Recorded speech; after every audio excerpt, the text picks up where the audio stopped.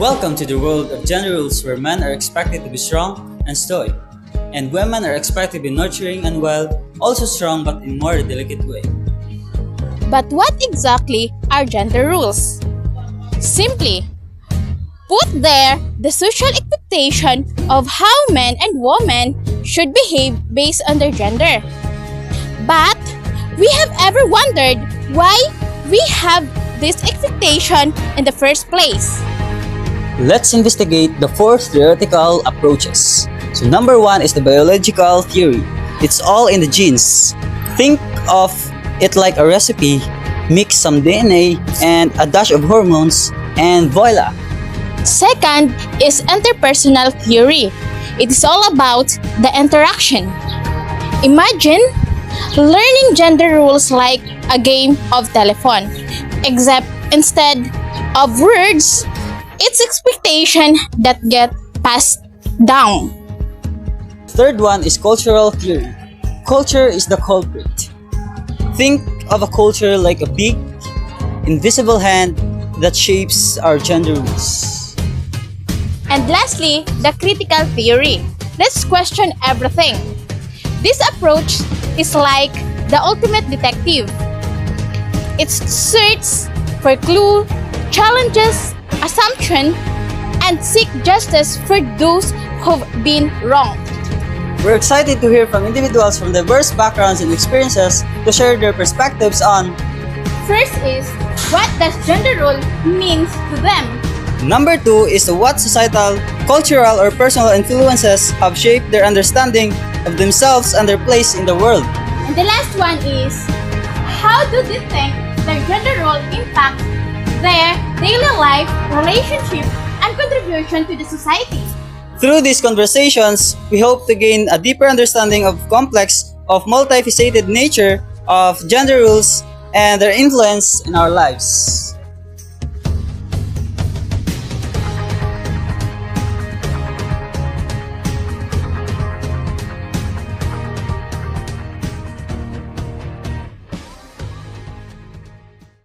Good day, ma'am. Thank you for your cooperation in our interview today. So, can you please state your name and course? My name is Julina Sicasido, course PSBA Marketing. So, this is your first question. How do you define gender roles? For me, gender roles are societal expectation of an individual perception. What gender expectations do you experience in your daily life? As a human, my expectation to take care of the household, support, and provide my family. So, do you believe that gender roles are biologically determined or shaped by society, and why? I think society shapes gender roles. For example, ideas about job opportunity for women and men, and how emotions are expressed and culturally constructed and can vary significant across region and time period. So, what societal, cultural, or personal influences have shaped your understanding of yourself and your place in the world? It often makes media, education, family values, and personal experience. So, thank you for your cooperation, Ma'am Julina. You're welcome. So, good day, sir. Thank you for your cooperation sa mga interview karon. Please state your name and your profession. I am Jerome Hermoso. I am entrepreneur. So, your first question is, how do you define gender roles? For me, gender role is what society expects us to do. So, what gender expectations do you experience in your daily life? As a husband and the head of the family, I am expected to be the provider and one will we give support to the family.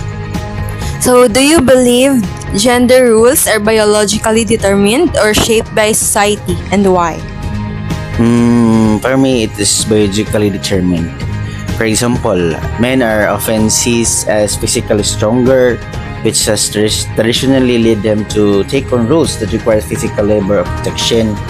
In relationship, the role of husband is sometimes associated with being a provider, a protector, which can be linked to biological tendencies. So, what societal, cultural, or personal influences have shaped your understanding of yourself and your place in the world? My understanding of myself and my place in the world has been shaped by a combination of societal, cultural, and professional influences. Social norms such as education system and media representations have influenced my values and worldview of exposing me to different perspectives and expectations. Cultural traditions and customs have shaped my identity, guiding my belief about my family, relationship, and social rules. On a personal level, my experience, relationship, and challenges have played a significant role in shaping my self-awareness, resilience, and sense of purpose. So, thank you very much, Mr. Hermoso, for your participation. You're welcome. Good afternoon, everyone. So today we are here with, please state your name and course. My name is Leah Benavides from BTL third year. So my questions to you are, how do you define gender roles?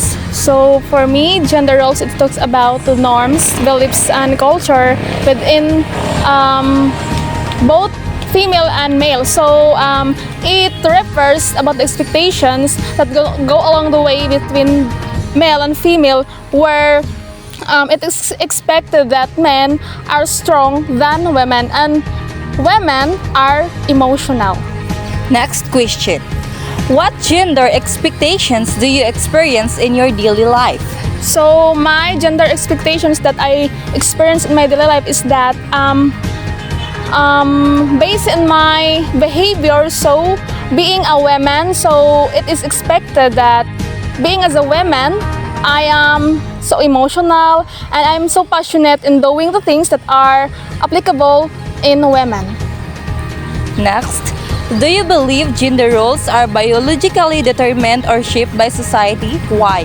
For me, I believe that gender roles are shaped by society because it has different factors that are affecting in gender roles. So society gives impact in the individual. So society has an interconnectedness about individual in shaping oneself to become a better individual. Okay, last question.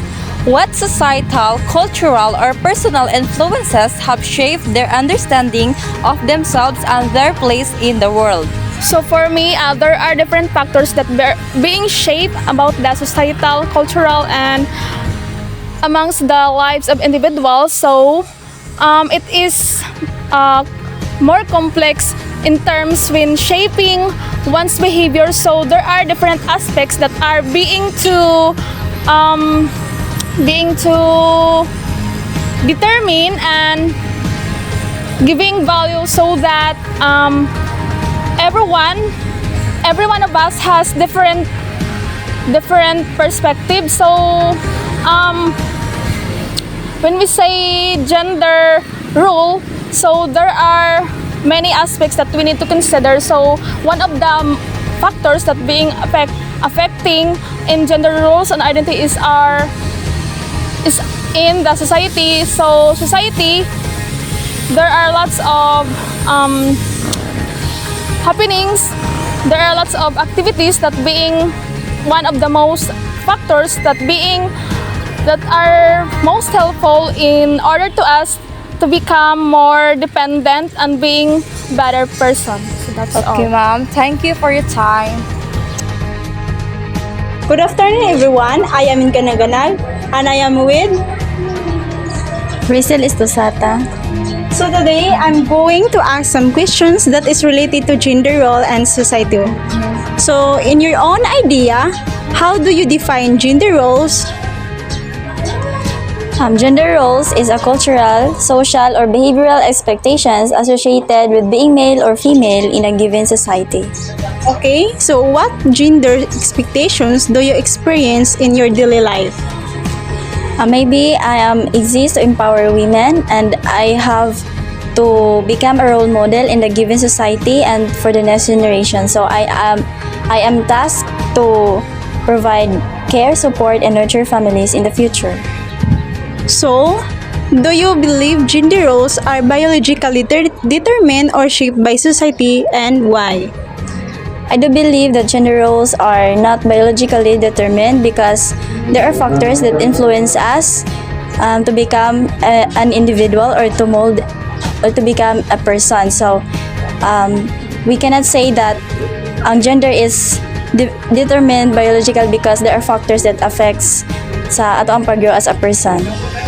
Okay, last, what societal, cultural, or personal influences have shaped their understanding of themselves and their place in the world? Maybe there are several factors that affects in shaping gender role in a given or in each individual.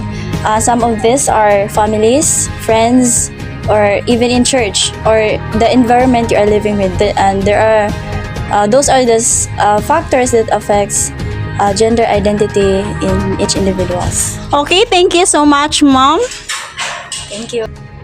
So partner, what theories do you observe in our participants? So based on the answers of Sir Jerome Hermoso, so he belongs in a cultural theory. Maybe this is influenced by our culture and values that a husband should be a provider and associated with family roles and masculinity. Ikaw, partner. So, based on answer of Miss Leah Benavides, it's belong to interpersonal theory because individual's gender identity is also influenced by their intersectional identities such as race, ethnicity, class, and sexuality. So this intersecting identities can shape how individuals experiences and expresses that gender identity. Pick a partner. So based on the answers of Jolina Casido, so she belongs to interpersonal theory because it shaped how relationships with others influence self-concept, behavior, and mental well-being of how relationships and social interactions can have profound impact on an individual's gender identity. In conclusion, our studies showed that gender role and identities are complex and influenced by many factors. We learned that people's experiences and understanding of gender are shaped by their culture, social interactions, and environment. By recognizing and appreciating these differences, we can create a more inclusive and accepting community. Our findings highlight the importance of empathy, understanding, and critical thinking when exploring gender dynamics.